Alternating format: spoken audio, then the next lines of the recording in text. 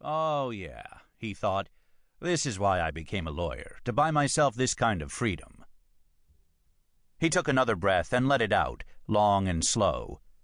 Chad was 32 and had just purchased a new 40-foot cabin cruiser. Along with his wife, his pal Dave Peligro, and Dave's new girlfriend, he was cruising out to Clarita Island off the coast of Los Angeles on this sunny June day. They were 45 minutes into the 1-hour trip from Newport Beach. The sea was fairly flat, tiny waves here and there, and they'd arrive soon. They had already passed the better-known Catalina Island, and Chad could see their destination in the distance. The plan was to work on their tans, then settle down for some lunch, though Chad was getting a little hungry already. "Get me a sandwich, will you, Gabby?" On a molded seat, his wife gave Chad an angry, "I'm not your maid" look, but she tossed him a saran-wrapped turkey and mayo anyway. "Here you are, Your Majesty." He chuckled. "Thanks, Gab." "Nice, huh?"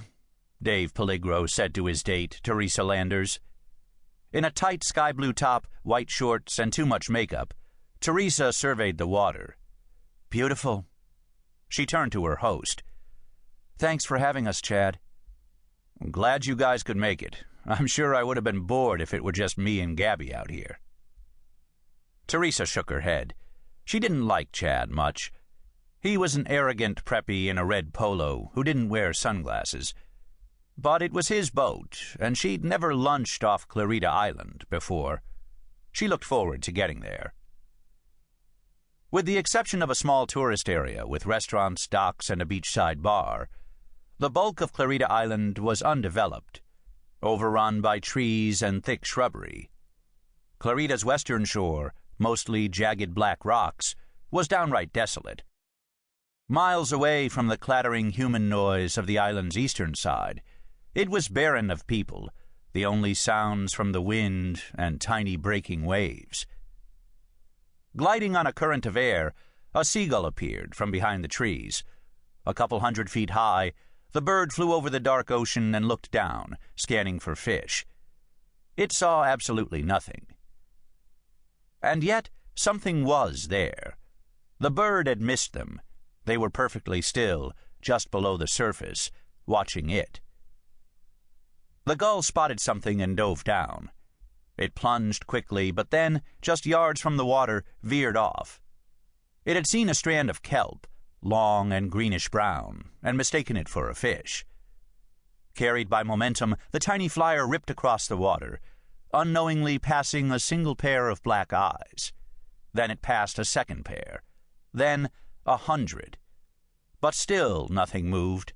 The eyes simply shifted as the little feathered body tore past. They were all watching it. Chad Tompkins cut the gas, and the boat came to a bobbing stop. They were a few hundred yards from Clarita's main docks, where the mammoth Clarita Ferry had just deposited the latest batch of tourists, mostly families with obnoxious kids. To the right of the docks, Chad eyed a beach slightly larger than a Walmart aisle, jam-packed with out-of-shape sun-worshippers. He found it unappetizing, to say the least. "You guys don't want to stop here, do you?" Gabby, Dave, and Teresa all shook their heads. Chad nodded. "My thoughts exactly." The lawyer hated crowds. As he started up the boat, he looked forward to the solitude of Clarita's always deserted western shore. There were more of them. Another 100 had crept up from below, joining the ones that were already studying the seagull. They still didn't move. They just watched the bird glide above the waterline. Then their eyes shifted. From behind the trees, 24 more gulls flew out over the water, also scanning for fish. Looking down, the bird saw nothing but empty seas. Then one of the creatures below them moved. From 10 feet down, it swam toward the surface, a winged ray, flapping much like the birds themselves. A second creature rose, then a third, then 100. They ascended quickly all at once, shot clear out of the ocean, their bodies flapping frantically in the air. There were so many that they were difficult to make out precisely. They were thick little animals, larger than the gulls, jet black on their tops, gleaming white on their undersides. In the air, their wings moved much faster than in the water, their flapping rapid and uncoordinated. They rose to various heights, none more than 10 feet, then belly flopped right back in. Then they leaped out again. Then again, and again, and again. As the gulls watched them, their tiny hearts were beating faster than normal. They were birds and had bird brains, but on an instinctive level, what they were seeing made them nervous. The strange creatures from the sea were trying to fly. Where the hell is it? Chad Tompkins had been to Clarita's western tip before, but he still didn't see the familiar rock outcropping. Dave Peligro smiled at his date. "We'll get there soon." Teresa nodded, eyeing the tree-lined shore. "I'm not in a rush." But Dave was in a rush, or at least his stomach was.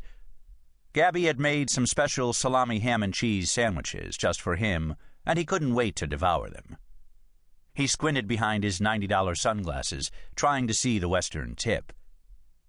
"I think I see it." It was just off the black rocks, right near the pack of seagulls. But then Dave saw something else. Something leaped out of the ocean, then flopped right back in. A single animal. He squinted anew. What the hell was that? A jumping fish? He walked to the bow and pulled off his shades. Only birds were there now. He decided not to mention it. As they motored closer, Gabby eyed the seagulls herself. "Keep away from those birds, Chad. We don't want them pestering us." "Yeah, I wish I had a gun." And the pseudo-yachtsman meant this. The damn birds were in the exact spot in which he wanted to anchor. But as they rumbled closer, the birds scattered, and Chad didn't consider why. "Hey, Dave, get the anchor." "Aw, man, I'm stuffed." They'd just finished lunch, and Dave Peligro was proud of how much he'd eaten. Standing next to Chad, he glanced at Gabby and Teresa, in bikinis now, and stretched out on lounge chairs in the back of the boat. "I could go for a little sun myself." Chad nodded. "Go ahead, I'll be there in a sec." He wasn't in the mood to tan yet. As Dave joined the women, Chad leaned over the guardrail and stared at the sea. It felt good to get away from the office. He blew out a deep breath and watched the tiny breaking waves. He didn't notice the wind pick up. The winged creature was 15 feet below the boat, its horned head pointed straight up. Its eyes were wide open, but it didn't see Chad. It didn't even see the boat. It was blind. A mutant gene had led to the deficiency, just as it occasionally did in humans. The creature was by itself now, every one of its brethren long gone, many thousands of feet away. This one hadn't leaped from the sea earlier because it hadn't been able to. With all the churning caused by the others, it had become disoriented and literally couldn't figure out which way was up. But it had a sense of direction now. It could feel the wind. It began to rise, slowly at first, then much faster. "I hope the wind dies down," Chad thought, eyeing the ripples as a gust blew his collar back. He suddenly squinted. What is that? It was something 10 feet down. He leaned over the guardrail to get a better look. It looked like a pair of beer bottles. Litter bugs, he thought. But then he saw the bottles were rising, rather fast. Wait, they weren't bottles at all. Jesus Christ, they were eyes. He jolted away frantically. Noticing, Gabby rose from her chair. "What's wrong, honey?" Dave stood. "You okay, Chad?"